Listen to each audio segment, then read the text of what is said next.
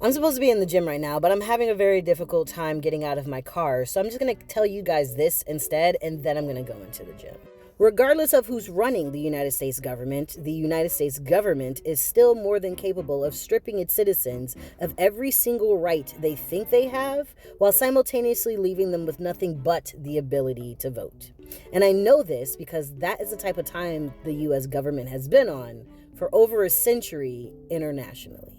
For over 100 years, the United States government has either directly or indirectly stripped the rights of hundreds of millions of people globally, toppling entire democracies, destabilizing entire governments, assassinating democratically elected leaders.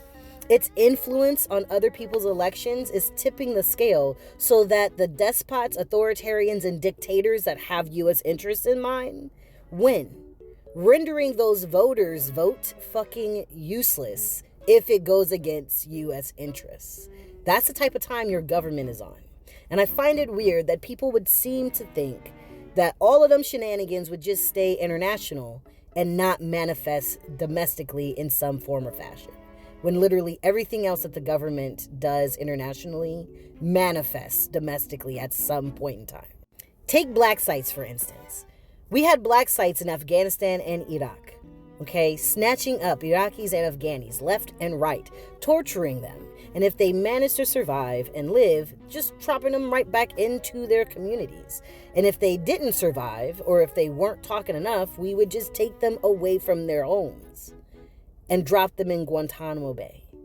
You know what we have domestically? Black sites, where police departments just snatch up black people, plucking them out of their communities, torturing them. And if they manage to survive that torture, they get dropped back into their communities, or they get removed from their homes completely.